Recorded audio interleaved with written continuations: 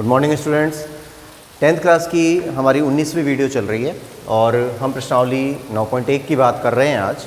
और आपने 15वीं प्रश्नावली पूरी कर ली है ना, 16वीं कर ली है। तो 15 और 16 करने के बाद हम आ रहे हैं 9वीं प्रश्नावली पर। तो देखिए प्रश्नावली बहुत सिंपल है, कोई ख़ास काम इसके अंदर ज़्यादा है नहीं। और एक सूत्र है, पहले तो हम 9.1 की बात कर रहे हैं तो 9.1 के अंदर एक छोटा सा सूत्र है कि दो बिंदुओं के बीच की दूरी, दो बिंदुओं के बीच की दूरी का फॉर्मूला बनाया गया है। तो दो बिंदुओं के बीच की दूरी अगर हम निकालते हैं तो जैसे कोई दो बिंदु हैं, मान लीजिए जैसे कोई हमने ग्राफ बनाया और उस ग्राफ के अंदर कहीं पर भी दो बिंदु हैं, जैसे ये बिंदु P हो गया, ये बिंदु Q हो गया, इनको मिला लिया तो इस प्रकार से ये दो बिंदु तैयार होते हैं। इन दोनों बिंदुओं के मध्य की दूरी निकालनी है। अब ये बिंदु कहीं भी हो सकते हैं, किसी भी क्वाड्रेंट में हो सकते हैं, इधर हो सकते हैं, यहाँ हो सकते हैं, तिरछा हो सकता है ना, कहीं भी। तो अगर हम P और Q की बात कर रहे हैं तो P और Q दो बिंदुओं के बीच की दूरी की बात कर रहे हैं, तो दोनों को हम दिखाएंगे किससे? इस दूरी को दिखाएंगे PQ से। और इस दूरी को PQ से जब दिखाया जाता है तो एक सूत्र बनता है और वो सूत्र बनेगा x2 माइनस x1 का square plus y2 minus y1 का स्क्वायर। वैसे तो डेरिवेशन भी इनका दिया गया है, बुक में दिया गया है, पर हमारे लिए बोर्ड के एग्ज़ाम्स के हिसाब से ये डेरिवेशन कोई ज़्यादा इंपॉर्टेंट है नहीं। केवल हमें यही देखना है कि भाई ये सूत्र है और इसको आप अगर याद कर लेते हैं तो बहुत नॉर्मल क्वेश्चंस हैं, उनके आधार पे आप इसको हल भी कर सकते हैं। तो दो बिंदुओं के बीच की दूरी का फॉर्मूला है x2 माइनस x1 का whole square plus y2 minus y1 का होल स्क्वायर और उनका कंप्लीट अंडर रूट। ठीक है। अब जैसे जो 9.1 प्रश्नावली है उसमें 5 सवाल हैं, शुरू के 5 सवाल हैं। उन 5 सवालों को अभी हम नहीं कर रहे हैं क्योंकि वो नॉर्मल सवाल हैं। वैसे आप करना चाहें तो खुद भी कर सकते हैं कि भाई बिंदु दिए हुए हैं, उनको ग्राफ में अंकित करना है तो ग्राफ पेपर आप ले लेंगे। ग्राफ में जहाँ पर भी x अक्ष और y अक्ष की बात कर रहे हैं तो वहाँ पर x का जो निर्देशांक दिया हुआ है, y का जो निर्देशांक दिया हुआ है, उनको आप बिंदुओं को ग्राफ में अंकित करते हैं, उनको कुछ नाम दे रखे हैं, ABCD करके कुछ नाम दिए हुए हैं, उन नामों को रख देंगे, बस वही काम करना है। तो वो हमारा नॉर्मल काम है। लेकिन जो मेन प्रश्नावली हमारी 9.1 है, निर्देशांक ज्यामिति वाली, उससे संबंधित काम हमारा छठे क्वेश्चन से शुरू होता है। तो हम क्वेश्चन नंबर 6 से ही इसको शुरू कर रहे हैं। तो क्वेश्चन नंबर 6 से जब हम इस काम को करते हैं तो छठे का मैं पहला क्वेश्चन ले रहा हूँ और थोड़ा सा यहाँ पर देखिए कि भाई निम्न बिंदुओं के मध्य की दूरी ज्ञात कीजिए। क्वेश्चन को पढ़ा करिए। मैं बार बार वही कह रहा हूँ कि मैं क्वेश्चन को पढ़ता हूँ तो आपको केवल वीडियो को नहीं देखना है, अपने पास बुक रखिए सामने, बुक पे ध्यान रखिए और बुक में से क्वेश्चन पढ़िए कि निम्नलिखित बिंदुओं के मध्य की दूरी ज्ञात कीजिए। -6 और 7, -6 और 7 और यहाँ आ रहा है -1 और 5। तो -1 और -5 ये दिया हुआ है। तो दो बिंदु हमको दे रखे हैं, है ना, सूत्र ये चल ही रहा है। तो दो बिंदुओं के मध्य की दूरी निकालनी है तो सीधा लिख देंगे। जैसे इसको हमने P मान लिया, इसको हमने Q मान लिया और यहाँ लिख देंगे। अब ये मिटा देता हूँ, ये वाला फॉर्मूला है, आप इसको नोट करना और बस ये लिखने की भी कोई ज़रूरत नहीं है क्योंकि हर सवाल पे हम इसको लिख रहे हैं। तो यहाँ लिख देते हैं कि PQ के P, Q के मध्य की दूरी, है ना, क्या होती है? तो यहाँ लिख देंगे PQ बराबर सूत्र है x2 माइनस x1 का स्क्वायर, y2 माइनस y1 का स्क्वायर। ठीक है, ये सूत्र हो गया। अब देखिए यहाँ पर x2 x1 y2 y1 ये यूज़ करना है। मतलब जो पहला बिंदु दिया गया है उसके निर्देशांक x1 y1 मान लिए जाएंगे और जो दूसरा बिंदु है उसके निर्देशांक x2 और y2 मान लिए जाएंगे। तो ये स्थिति हमारे पास आ जाती है। इसके अकॉर्डिंग मान रखिए। तो x2 माइनस x1, x2 की जगह पर क्या चल रहा है? -1। ये माइनस सूत्र में लगा हुआ है, ये वाला है ना। x1 है, x1 की जगह पर -6 है। तो x1 की जगह -6 है, एक माइनस और है तो ये प्लस का 6 हो जाएगा। Plus y2 minus y1, y2 की जगह पर -5, ये माइनस है। y1 की जगह पर 7 तो 7 हो गया। अब इसमें मान रखिए प्लस का 6 और माइनस का 1 तो 5 का स्क्वायर हो गया। माइनस का 5 और माइनस का 7 -12 हो गया। तो -12 का स्क्वायर। अब इसको हल कर लेते हैं तो ये हो जाता है 25 और इसका स्क्वायर कर देंगे 144 हो जाएगा। इनका योग कर दिया तो 169 हो गया, और 169 का जब हम वर्गमूल निकालते हैं तो आंसर आता है हमारे पास 13।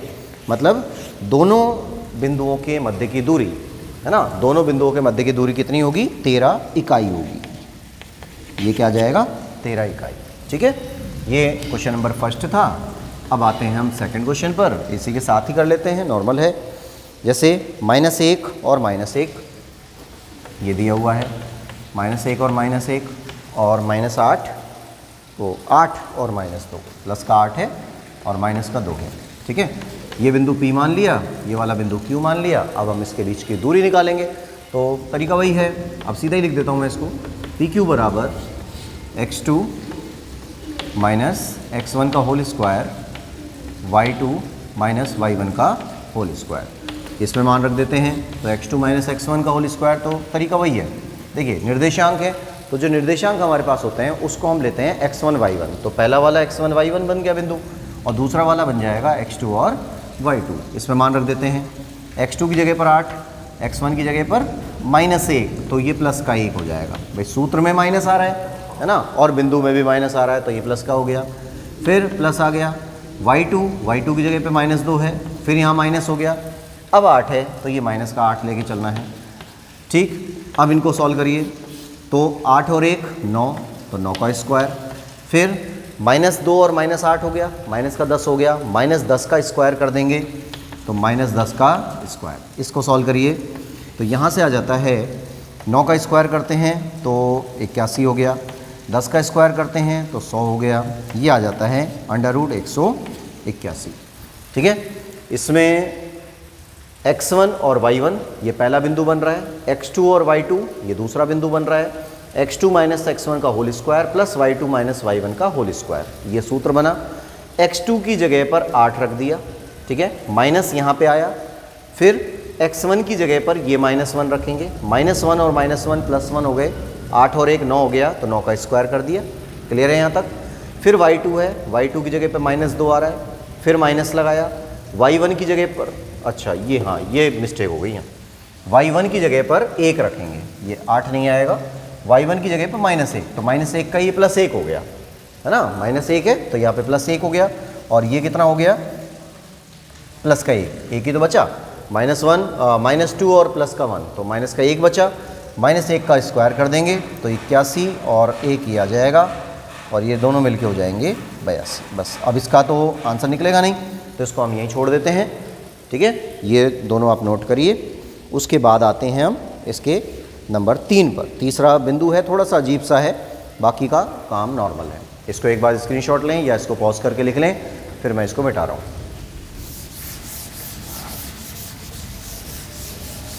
नेक्स्ट पे आइए, तीसरा बिंदु देखिए, थोड़ा सा अजीब सा लग रहा है वो बिंदु, पर करना तरीका, जो तरीका हमें यूज़ करना है वो यही वाला यूज़ करना है, इसके अंदर कोई नया काम नहीं करना है।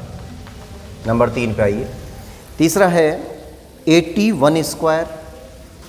पहला बिंदु है 81 स्क्वायर और 281, ये पहला बिंदु हो गया। फिर दूसरा है 82 स्क्वायर, 82 स्क्वायर और 282।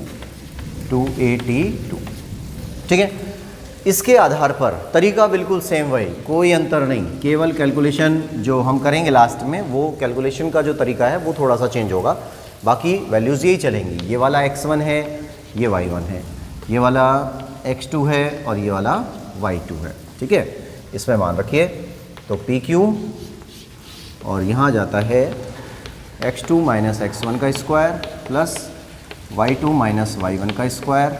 अब इसको हल कर देते हैं, तो x2 माइनस x1,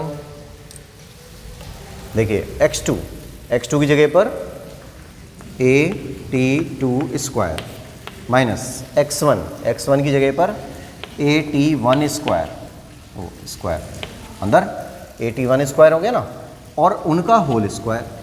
तो पहले तो x2 की वैल्यू रख दिया 82 स्क्वायर, फिर x1 की वैल्यू रखी 81 स्क्वायर और होल स्क्वायर, ये वाला आ गया यहाँ तक। फिर उसके बाद में y2 की जगह पर ये रहा 282 माइनस y1 की जगह पर 281 का होल स्क्वायर, ठीक है ना। अब इसके बाद इनको सॉल्व करिए। अब देखिए a इसमें भी है, a इसमें भी है, दोनों में आ रहा है। इन दोनों में से a को कॉमन निकाला, जब a कॉमन निकलेगा तो a स्क्वायर आएगा, क्योंकि जब ये a इस ब्रैकेट से बाहर आएगा तो ये स्क्वायर भी तो चलेगा उसके साथ, तो a स्क्वायर आ गया। यहाँ हो गया t2 square minus t1 square का होल स्क्वायर, प्लस इसमें देखिए 2a, यहाँ भी 2a को कॉमन निकालते हैं तो 4a स्क्वायर बन के बाहर आएगा, क्योंकि स्क्वायर भी चल रहा है उसके साथ में। यहाँ बच गया t2 माइनस t1 का होल स्क्वायर, ठीक है यहाँ तक। अब उसके बाद में ये बन रहा है a square minus b square अंदर की तरफ, इसको नहीं देखना है अभी। a square minus b square बन रहा है, a square minus b square से एक बार दोनों को प्लस में लिखेंगे, एक बार दोनों को माइनस में लिखेंगे, तो a स्क्वायर चाहें तो आप बाहर निकाल सकते हैं। यहाँ भी a स्क्वायर है, यहाँ भी a स्क्वायर है, इन दोनों में से a स्क्वायर को कॉमन निकाला, जब a स्क्वायर कॉमन निकल के बाहर आएगा तो यहाँ पर रह जाएगा a, क्योंकि वो अंडर रूट से बाहर आ रहा है, ठीक है। अब a square minus B square बन रहा है अंदर की तरफ, बस इसी को देखना है। तो a square minus B square का मतलब हो गया एक बार दोनों प्लस में और एक बार दोनों माइनस में, तो t2 माइनस t1 और t2 प्लस t1 का होल स्क्वायर। बात समझ में आ रही है? a square minus B square आ रहा है का होल स्क्वायर आया, तो जो होल स्क्वायर है ये तो अब भी बाहर ही है, इसको हम चेंज नहीं कर रहे। a square minus B square को हमने लिखा एक बार माइनस में और एक बार दोनों को प्लस में। क्लियर है यहाँ तक? अब एक स्टेप में यहीं पे बचा लेता हूँ कि अगर बाई चांस ऐसे आपने लिख लिया तो ये जो स्क्वायर है ना, इसको आप अंदर ला सकते हो, और इस स्क्वायर को अगर हम अंदर ले आते हैं तो ये स्क्वायर दोनों के ऊपर लग जाएगा। सही है, दोनों के ऊपर स्क्वायर लग गया। फिर यहाँ आ गया 4a स्क्वायर, और ये a तो आ चुका बाहर, तो यहाँ बच गया 4 और t2 माइनस t1 का स्क्वायर। अब देखिए ध्यान से दोबारा से, t2 माइनस t1 का होल स्क्वायर आ रहा है, यहाँ पर आ रहा है, और t2 माइनस t1 का होल स्क्वायर यहाँ भी आ रहा है, तो ये चीज़ भी तो कॉमन आ रही है ना दोनों में से। तो इस चीज़ को कॉमन निकाल के हम बाहर लाते हैं, तो ये बन गया a तो है ही यहाँ पे, ये कॉमन निकल के बाहर आया तो ये बन जाएगा t2 minus t1 under root में, यहाँ से आ गया t2 प्लस t1 का होल स्क्वायर और प्लस 4। बस ये आंसर हो जाता है इसका। तो जब हमारे पास कोई कांस्टेंट वैल्यूज़ होती हैं तब तो बहुत आसान होता है कैलकुलेशन करना, भाई जोड़ना घटाना कर दिया, वर्ग कर दिया। और जब नहीं होती हैं, इस तरह की कोई वैल्यूज़ होती हैं जिसमें कोई गुणा भाग नहीं हो रहा है, केवल कॉमन वगैरह निकालना है, तो थोड़ी सी प्रॉब्लम आती है। तो इसको नोट करेंगे और उसके बाद फिर हम आते हैं अपने क्वेश्चन नंबर नेक्स्ट पर, क्वेश्चन नंबर 7 पर।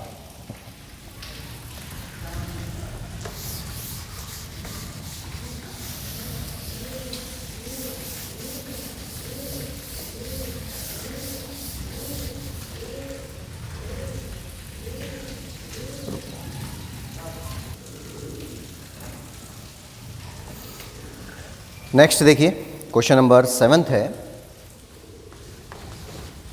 क्वेश्चन नंबर 7 कि सिद्ध कीजिए कि बिंदु 2 माइनस 2, एक बिंदु है हमारे पास 2 माइनस 2, एक बिंदु दे रखा है माइनस 2 और 1, माइनस 2 और 1, 5 और 2, 5 और 2, ठीक है, 3 बिंदु हैं।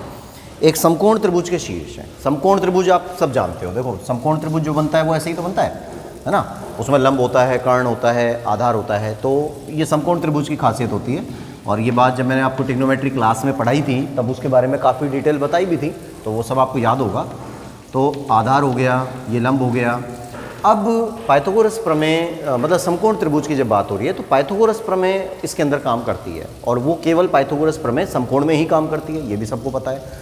तो पाइथागोरस प्रमेय क्या है कि कर्ण का स्क्वायर बराबर होता है लंब का स्क्वायर प्लस आधार का स्क्वायर। तो हमें ये काम करना है, यानी आप इनमें जैसे इसको मान लेते हैं हम, ये A है, ये B है, ये C है, और इन बिंदुओं को भी हम A मान लेते हैं, ये B मान लेते हैं, ये C मान लेते हैं।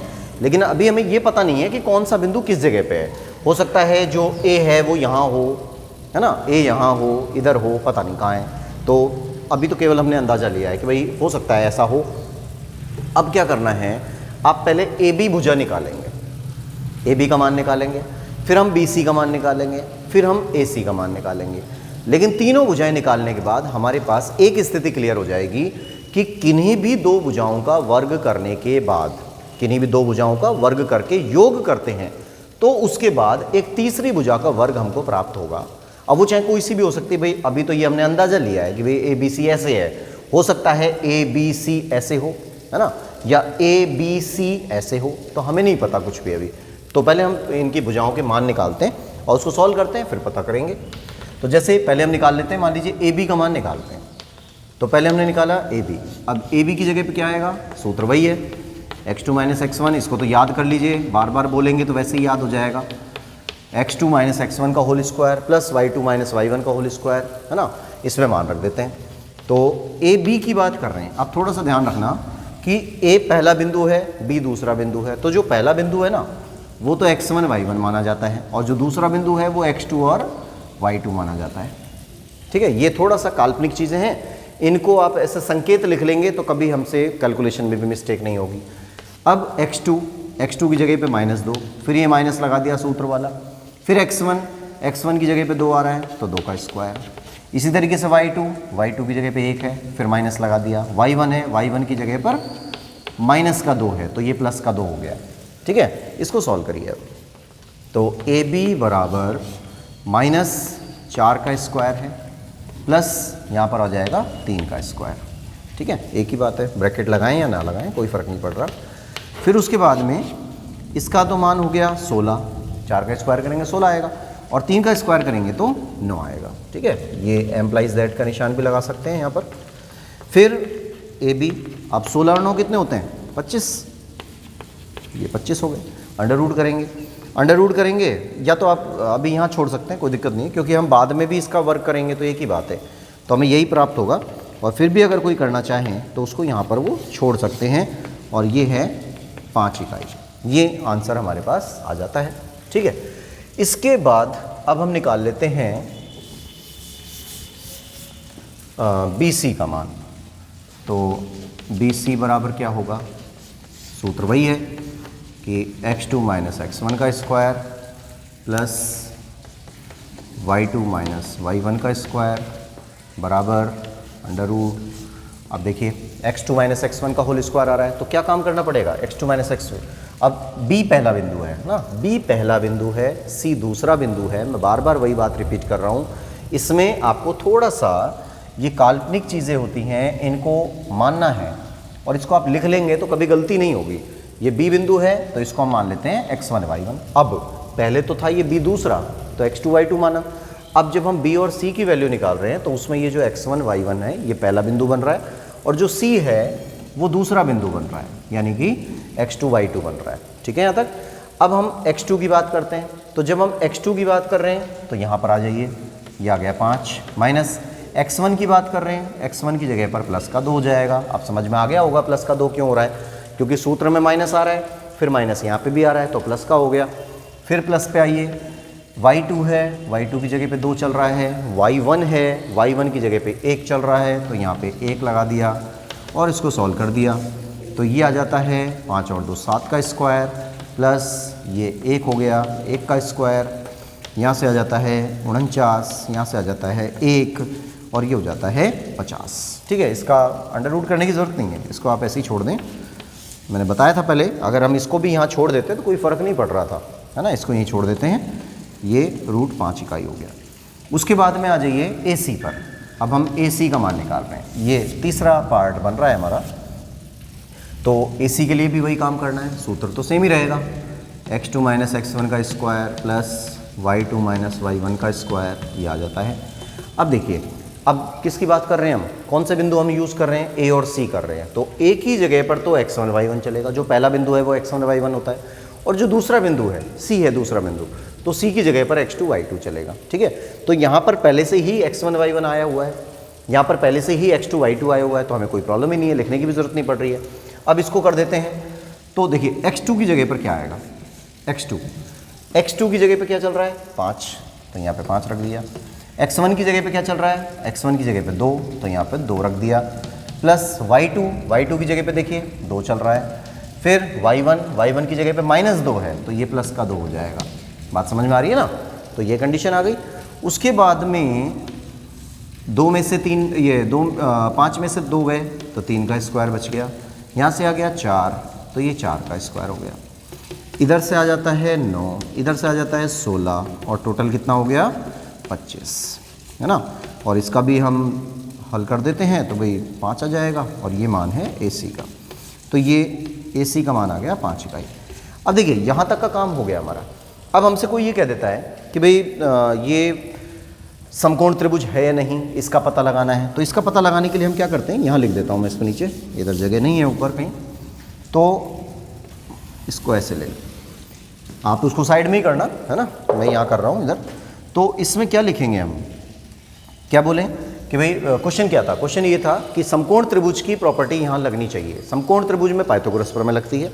तो देखिए हम यहाँ लिखते हैं कि BC स्क्वायर बराबर AB square plus AC square. सही है? BC स्क्वायर बराबर AB square plus AC square. तो BC स्क्वायर की जगह पे क्या आ रहा है?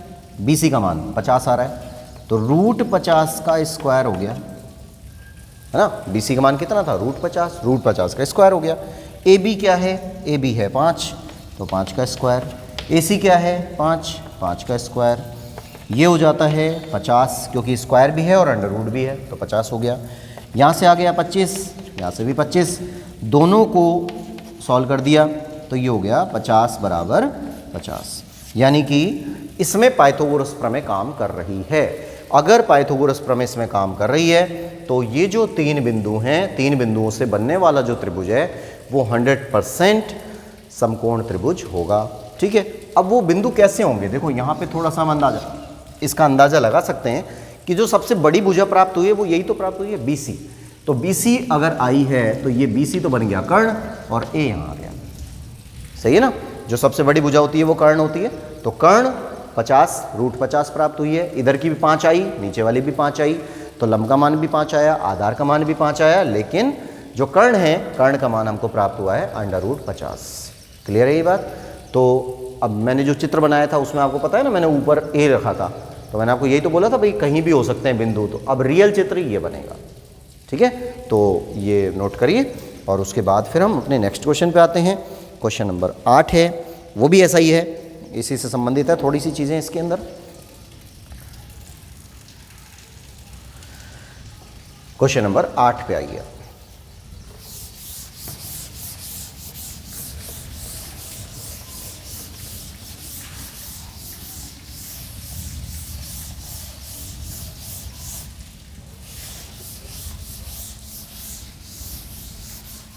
अब देखिए क्वेश्चन नंबर 8 भी इसी टाइप का ही है और थोड़ा सा इजी भी कह सकते हैं इसको हम, कोई खास वैसा काम नहीं है, कोई खास कठिन भी नहीं है कुछ भी। कि सिद्ध कीजिए कि बिंदु, 4 बिंदु दे रखे हैं, 1 - 2 यहाँ लिख लेते हैं हम, 1 - 2। दूसरा है 3 और 0, 3 और 0। फिर तीसरा है 1 और 2, 1 और 2। फिर चौथा है -1 और 0, -1 और 0। अब क्वेश्चन क्या है? क्वेश्चन ये है, सिद्ध कीजिए कि बिंदु एक वर्ग के शीर्ष हैं। वर्ग, अब वर्ग की आकृति भाई सारे बच्चों को पता है, ऐसा शायद ही कोई बच्चा होगा जिसको ये भी नहीं पता हो कि वर्ग क्या होता है। वर्ग के बारे में आपको खूब अच्छी तरह पता है कि भाई वर्ग एक ऐसी आकृति है जिसमें चारों भुजाएं बराबर होती हैं, है ना? और छोटी क्लासों में जो आपने मान पढ़े हुए हैं तो उसमें आपने ये पढ़ा था कि भाई चारों भुजाएं समान होती हैं और प्रत्येक कोण समकोण होता है, ये सब चीज़ें पढ़ी थी, लेकिन वो छोटे बच्चों की बात थी। अब हम जब बात कर रहे हैं अपने लेवल पे कि भाई हम 10th क्लास में आ गए, हम इस तरह के क्वेश्चंस कर रहे हैं, तो आपको ये तो ज़रूर ध्यान रखना है कि भाई चारों भुजाएं बराबर आएंगी, ये बात तो फिक्स है। लेकिन आपको ये ध्यान होगा एक समांतर एक समचतुर्भुज और होता है, और समचतुर्भुज में भी तो चारों भुजाएं बराबर होती हैं। पतंग जैसी आकृति होती है समचतुर्भुज, आपने पढ़ा होगा, कहीं पढ़ा होगा, 9th में भी आया होगा और 8th में भी आया ही होगा। तो समचतुर्भुज की भी चारों भुजाएं बराबर होती हैं। अब हमें कैसे पता चलेगा कि ये वर्ग है या समचतुर्भुज है? बताइए कैसे पता चलेगा? भाई नहीं पता। अगर आपसे कोई कह देता है कि चारों भुजाएं बराबर हैं, तो आपके पास 2 बातें आती हैं कि हो सकता है चारों भुजाएं बराबर हैं, तो हो सकता है वो वर्ग हो या हो सकता है वो समचतुर्भुज हो। तो कैसे पता लगाएंगे कि वर्ग ही है, समचतुर्भुज नहीं है? तो हमें एक काम और करना पड़ेगा, और वो काम ये करना पड़ेगा कि इनके विकर्ण निकालने पड़ेंगे। विकर्ण, इनके विकर्ण निकालिए। अगर वो वर्ग है तो उसके विकर्ण भी बराबर आएंगे, ठीक है। और अगर समचतुर्भुज है तो उसके जो विकर्ण है ना ये अलग अलग आएंगे, ठीक है। तो दो कॉन्सेप्ट यहाँ से निकल के आए कि अगर कोई वर्ग है तो उसकी चारों भुजाएं बराबर होती हैं, ये क्लियर बात है, लेकिन उसके विकर्ण भी बराबर होते हैं। इनके बराबर नहीं, भुजाओं के बराबर नहीं होते। भुजाएं तो कुछ भी आ सकती हैं, लेकिन जो विकर्ण का मान निकलेगा, जो एक विकर्ण का मान निकलेगा वही दूसरे का निकलेगा, ठीक है। इसी टाइप से हम इस पे आएंगे कि अगर चारों भुजाएं बराबर हैं तो हमें ये देखना है कि अगर चारों भुजाएं बराबर आ जाती हैं तो वो समचतुर्भुज भी हो सकता है। लेकिन हमने इसके विकर्ण निकाल लिए, तो विकर्ण अगर अलग अलग प्राप्त हुए, जैसे ये तो बड़ा विकर्ण है, साफ दिख रहा है, ये छोटा विकर्ण है, ये भी साफ दिख रहा है, अगर इनके विकर्णों के मान अलग अलग प्राप्त हो जाते हैं तो इसका मतलब हम ये कह सकते हैं कि भाई ये एक समचतुर्भुज है। तो पहला टारगेट हमारा क्या है? पहला टारगेट है कि इन चारों बिंदुओं से हम एक चारों भुजाएं निकालेंगे। पहले चारों भुजाएं बराबर आएंगी, उसके बाद विकर्ण निकालेंगे। अगर विकर्ण भी बराबर आ गए तब तो ये वर्ग होगा, और अगर विकर्ण बराबर नहीं आए तो ये समचतुर्भुज होगा, ठीक है। तो पहले हम निकाल लेते हैं ए बी का मान। अब सूत्र वही लगेगा, x2 माइनस x1 का whole square, y2 minus y1 का होल स्क्वायर। इस टाइप से जब आप इसको करते हैं तो देखिए सूत्र आता है x2 माइनस x1 का square plus y2 minus y1 का स्क्वायर। और फिर वही कंडीशन, दोबारा मैं वही बात रिपीट कर रहा हूँ, a पहला बिंदु है, b दूसरा बिंदु है, तो ये a, b, c और d ऐसे मान लिया। ये x1 y1, ये x2 y2, इसमें मान रख देते हैं। तो x2 की जगह पर 3, x1 की जगह पर 1, फिर y2 की जगह पर 0 और इसकी जगह पर प्लस का 2 हो जाएगा। अब मैं थोड़ा सा डायरेक्ट कर रहा हूँ, है ना, अब आपको पता चल गया है, वही काम हमको बार बार करना है। तो यहाँ पे आ जाएगा 2 का स्क्वायर प्लस 2 का स्क्वायर बराबर हो जाएगा 4 प्लस 4 बराबर √8, ठीक है। अब हम निकाल रहे हैं BC का मान निकालिए। तो x2 माइनस x1 का whole square plus y2 minus y1 का होल स्क्वायर। थोड़ा फास्ट कर रहा हूँ क्योंकि कैलकुलेशन नॉर्मल है, आपको समझा चुका हूँ मैं सारी बातें। अब देखिए, अब b और c की बात हो रही है, तो b पहला बिंदु बन गया, c दूसरा बिंदु बन गया, तो इसको हटा देते हैं यहाँ से। ये x1 y1 बन जाएगा, ये x2 और y2 बन जाएगा। तो यहाँ से x2 की जगह पे 1 आएगा, x1 की जगह पे 3 आएगा, फिर प्लस y2 की जगह पर 2 आएगा, y1 की जगह पर 0 आ जाएगा, ठीक है भाई, कोई प्रॉब्लम नहीं है। यहाँ से कर लेते हैं, माइनस का 2 बचता है, यहाँ से कर लेते हैं 2 बचता है, तो इसका मान भी 4, इसका मान भी 4 और √8। अब देखिए सेम आया ना, यहाँ पे भी √8 आ रहा है, यहाँ पर भी √8 आ रहा है, ठीक है। इसको हटा देते हैं। उसके बाद निकालते हैं CD का मान। तो CD बराबर √x2 माइनस x1 का square plus y2 minus y1 का स्क्वायर बराबर, अब C और D में ये जो C है ये तो x1 y1 बन गया, और जो D है वो x2 y2 बन गया। इसमें मान रख देते हैं, तो यहाँ जाता है x2 माइनस 1, x1 की जगह पर माइनस 1 आ जाएगा प्लस का, और y2 की जगह पर 0 है, y1 की जगह पर 2 है, फिर यहाँ आ जाता है -2 का स्क्वायर प्लस -2 का स्क्वायर, ये भी 4 हो गया, ये भी 4 हो गया, √8 प्राप्त होता है, ठीक है। यहाँ तक काम हो गया, CD निकाल लिया। अब हम निकालते हैं DA या AD, कुछ भी कह सकते हैं, तो AD लिख लेते हैं अपन, तो ये हमको लगाने नहीं पड़ेंगे, ये AD हो गया। x2 माइनस x1 का square plus y2 minus y1 का स्क्वायर, ये मान आ गया। अब इसमें मान रखिए, तो A की जगह पर तो ये बिंदु चल रहा है ना, D की जगह पे ये चल रहा है, तो सीधा ही मान रख देते हैं, कोई फ़र्क नहीं पड़ रहा। x2 की जगह पर आ रहा है -1, x1 की जगह पर आ रहा है 1, y2 की जगह पर आ रहा है 0, y1 की जगह पर आ रहा है प्लस का 2, और यहाँ से आ गया -2 का स्क्वायर, यहाँ से आ गया 2 का स्क्वायर, ये बन गया 4 प्लस 4 बराबर √8। तो एक चीज़ हम देख रहे हैं कि भाई जो चारों भुजाएं हमने निकाली हैं वो चारों भुजाएं देखिए क्या हैं, चारों की चारों √8 के बराबर आ रही है ना। तो यहाँ तक आप नोट करिए, फिर उसके बाद अभी इसको मैं मिटाऊंगा।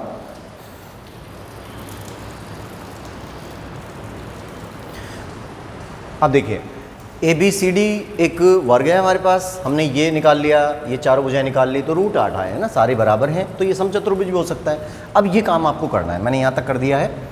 अब आप निकालेंगे BD का मान, विकर्ण है, सही है, अपने आप करिएगा इसको। और एक हम निकालेंगे AC का मान, ये दोनों मान हम निकालेंगे, BD का मान भी निकालेंगे, AC का मान भी निकालेंगे।